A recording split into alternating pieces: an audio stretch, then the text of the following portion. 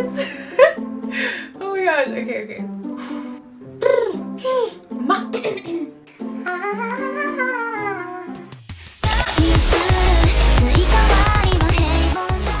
Hey guys, welcome back to my channel. It's Paris, also known as LeSweetpea, and today we're going to be talking about what it's really like to move to Japan alone.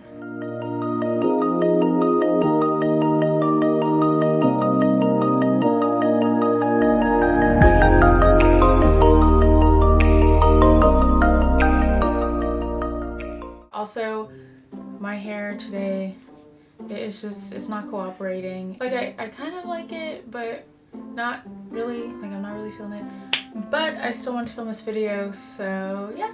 So I have moved to Japan 2 times. The first time was in 2017. The very first time I came to Japan, I moved into a dorm and I was in Japan for 2 months. This time I moved to Japan last August, and I guess I've been here about 9 or 10 months now. So I just wanted to talk a little bit today about what that is like. So let's get into it. So number 1, just in general, how it's been moving to Japan alone and how, you know, my experience has been. It's been so much fun and there's so much to do in Tokyo. Like, it's been such a great experience. It's a great place to visit, it's a great place to live, and in my experience, it's just been a lot of fun. And number 2, you get to be independent and you have to manage your own time. So if you've never lived alone before, this might be the first time that you're kind of on your own. Like, you can go to sleep whenever you want, you can do whatever you want basically. So one of the things I found to be kind of a problem is just that there's literally so much to do that sometimes it feels like you don't have time to do everything. If you're only here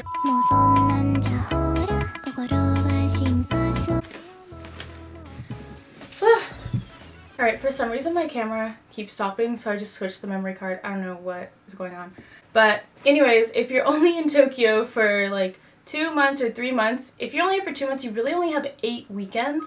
So when I first came here, when I was here for 2 months to study abroad, I had a list of like 40 things that I wanted to do. So just like different cafes and amusement parks. So it was kind of hard to like manage my time because I had to study.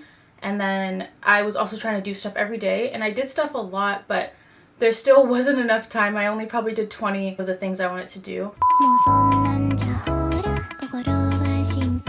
Okay, I changed a few things on my camera, so hopefully it doesn't stop again.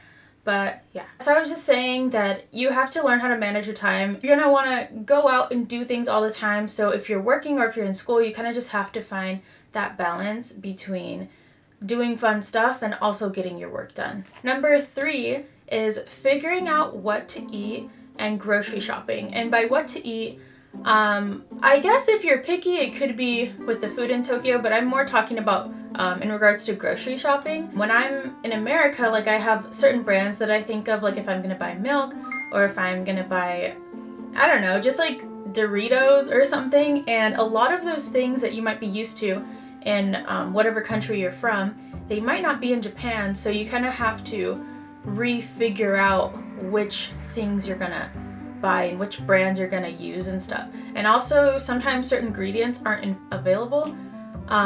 Like avocados are not really here that much. They're not in my grocery store that's near my house. Also limes are really expensive, and fruit and vegetables are pretty expensive compared to back in LA. You gotta kind of figure out what brands to buy and what things you're actually going to cook for breakfast, lunch, and dinner. Number 4 is paying your own bills and managing your own money. In Japan, no one is paying for my stuff. So maybe some of you guys, if you're in university, maybe your parents are paying for your tuition or for your rent or something. But I feel like most people, if they're like graduates from college, they're probably the ones paying. Huh? What? Oh, something came up on my camera. But yeah, if you're an adult, you're probably the one that's paying for your stuff. So you kind of have to learn how to do that in Japan and basically just manage your own money and make sure you have enough money for rent and food and all that good stuff. And most companies, if they're giving you a visa, they also have to say that they're going to pay you an amount that will allow you to afford to be in Japan. And that brings me to my next one, which is working and immigration. Immigration. So yeah, if you move to Tokyo and you're not Japanese, then you're most likely gonna have to go to immigration a few times. You have to go there to get your visa. If you're a student and you want work permission, you have to go there for that. So yeah, immigration takes a really long time. If you're in Tokyo, there's two. There's one in Shinagawa and there's one in Tachikawa. And they both take so long. Like, it's literally like going to the DMV. I went maybe, I don't know, a month ago for something, and I waited for 5 hours, and then they still didn't call my number, I mean, so I had to leave, came back another day, and I came like right in the morning, so I was able to be like one of the first people that got in, but it does take a long time, so that's just something that you might have to deal with. Number 6 is living in your own apartment might be kind of lonely. So when I first moved to Japan, the very first time I was in a dorm, and the dorm I had a roommate, so it wasn't really that lonely because I had a roommate like literally right there. This time when I moved here, I'm living in a share house, but the very first couple of days I didn't know anyone, so I kind of just spent time in my room like unpacking and stuff. But it did feel pretty lonely because my mom visited me. Like when I first came here in August, my mom was with me and we were in hotels like traveling for the first 10 days. So my first couple of nights alone were just kind of lonely, and yeah, because I didn't know anyone. So I think if you don't live in a share house, if you just live in your own apartment, yeah, it might be kind of lonely until, oh, I'm burping. It might be kind of lonely until you get to know people and get settled in your routine of going to work or going to school. Number 7 is getting sick and having to take care of yourself. I think this sucks because if you get sick, there's no one to really take care of you. I mean, unless you just already have like some amazing friends that would just come to your house and like bring you stuff. But yeah, basically I guess it's just being an adult. You have to take care of yourself, and yeah, if you get sick, you have to go to the doctor sometimes. I hope I don't have lipstick on my teeth. But anyways, if you get sick, you have to go to the doctor sometimes, and a lot of the doctors do not speak English. So for me, I was pretty sick about a month ago. I had tonsillitis, so my tonsils were super swollen and they had like little white stuff. It was gross, oh my gosh. And then I had pink eye in both eyes, and I got laryngitis, so I lost my voice and I couldn't talk. So I went to, for some reason I was like, oh yeah, I'm gonna go to the hospital, like that's where I should go. And I went to the hospital, and it was this hospital that was kind of far away. A 10-minute bus ride and then like a 5-minute walk. So I guess that's not super far, but it's just like, you'll get why I'm saying that it's far later in the story. So yeah, I went to the hospital and I asked the lady, like I told her my problem, and she was like, oh, like maybe you should just go to a clinic. And then I was like, oh yeah, I forgot about those. So she recommended me one that was across the street. I went there, and yeah, he only spoke Japanese, which is okay because I mean, I speak Japanese, but I don't know that many medical words. So thankfully I'm always able to kind of ask questions and figure out what they're saying, or just use a dictionary. So I went there, he gave me some really weak medicine because I wasn't actually feeling sick. Like first I just had tonsillitis. So it was just my tonsils were swollen. I didn't really have any pain around my body. So he just gave me like some weak medicine, and it didn't really do that much. So I had to go back again all the way over there, and then got some more kind of weak medicine. And then I was like, okay, you know what? I really need to go to like a different doctor because it actually started hurting. Like it was like really hurting. And then I realized that there's actually one like right on my street, like literally 2 minutes walk, maybe not even 2 minutes. Like if I jogged, it'd probably take me like 20 seconds to get there. And yeah, I didn't even realize it was there because it's written in all kanji, and except for the word like clinic, it says kuriniku. And I never took the time to read that building, so I just happened to walk past it one day, and I was like, wait, that says clinic, and I was like, I should literally just go there tomorrow. So went to that one. He actually gave me antibiotics, and then all my stuff got cleared up. But I feel like it definitely can be stressful going to the doctors in Japan, especially if you don't speak Japanese. There's definitely English doctors in Japan, but it's like you have to go out of your way to find them. I always just like write a memo in Japanese of like all my problems, but that's just something that you have to kind of deal with and work through when you're moving to a foreign country, even if it's not Japan. Number 8 is stress living abroad in general. So I have a few notes. So I just wrote, the time difference. So the time difference, I don't necessarily just mean with contacting friends and family.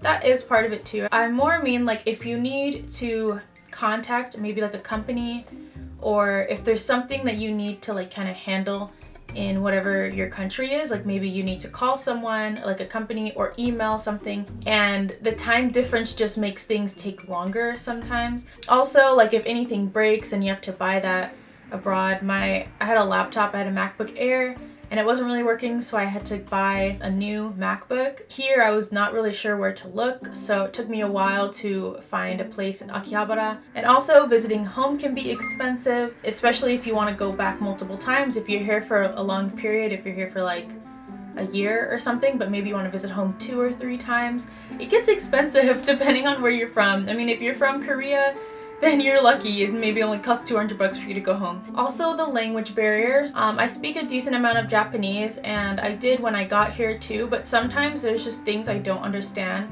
and it gets annoying sometimes to have to like, you want to read something and you're like, oh man, I can't read that. So yeah, but at the same time, I do like the challenge. It's fun. And lastly is feeling different. So I personally don't like feel this that much, but I just wanted to include some things that my friends have said too, because I've had a lot of friends that were doing 1 year at ICU. One of my friends said that she felt just very different in Japan. Like she felt like she stood out, and she didn't feel like she was pretty, and she's really pretty. Like she's really pretty, but she doesn't look anything like a Japanese girl, which is totally fine. Like you don't need to look Japanese, you just don't. But she just felt that she was different, and maybe that people were looking at her or something. In terms of feeling like that, you just have to kind of realize and accept that like you're not the same and you don't look like a Japanese person, and I think that's fine. Like if I wanted to look Japanese, I would dye my hair black and straighten it all the time, but I don't want to look Japanese. Like I'm Paris, I'm an American person, and I'm totally fine with that. But I personally just feel like a normal foreigner or like an international person that's living and working in Japan. Like there's tons of people who are English teachers, engineers and stuff, so Japanese people see people that are not from Japan probably almost every day, at least in Tokyo. I cannot speak for other prefectures or regions. I can only really talk about Tokyo because Tokyo is a very diverse area, so if you are moving to an area that is not diverse, maybe somewhere like up north, it might be a different experience. But in Tokyo at least, I see other foreigners or other international people all the time, so I just feel like a normal person that's not from Japan. Number 9 is missing your friends and family. I feel like I definitely miss my friends and family. I'm really close with my mom, so it's hard being away from her, and it's hard being away from my friends too, because it's like I wish they could kind of experience this with me, and I wish that they could be more involved with my life, but it is hard with the time difference sometimes, and just being adults, or like not like if I was in middle school or high school, like I had way more free time than I do now. So being a person that's working and doing YouTube, and I have friends, and also with the time difference, sometimes it's hard to like keep up with my friends. Yeah, I can FaceTime and video chat my friends and family, but it's not the same as seeing them in person. And my dog. Oh my god, my dog. I'm gonna cry, but but it's okay. Like I think, you know, if you miss your friends and family, then just go back and visit as often as you can. And I'd say some people, they kind of just get so into their own lives that they don't seem to miss their friends and family that much. Like they've established a life here, so they don't really think about back home as much. I have friends that have been living in Japan like 2, 3, 4 years, and I think they miss home, but Japan has become home. And lastly, number 10 is there's always something new. In Japan in general, there's always something new to experience, there's always something new to learn, and I'm inspired so often. I'm experiencing so much here in Japan that I definitely could not experience in America. That's one amazing thing about moving to Japan and what it's like. I'm in Tokyo, but there's Osaka, there's Kanagawa, there's Aomori, there's Hokkaido, there's Sapporo, there's so many places, and I haven't even been to half of them. I feel like Tokyo and Japan itself are pretty amazing, and yeah, that is pretty much what it has been like being in Tokyo. Living in Tokyo alone. And I think it's been okay. And okay, I shouldn't say it like that. It's been okay.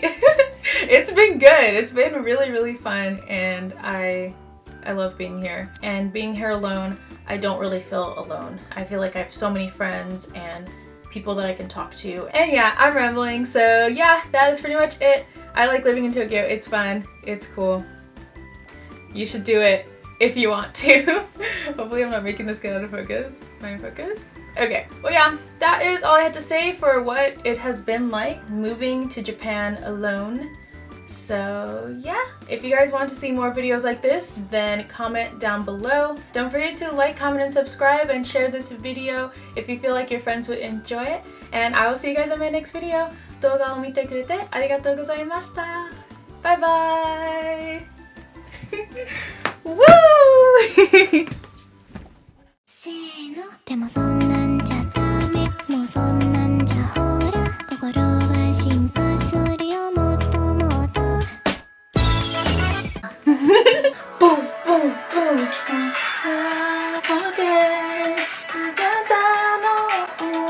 Did you guys know I can smile with only my gums?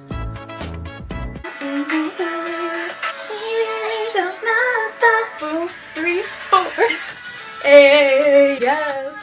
Okay, get it now, right? I'm so dumb, like, yeah.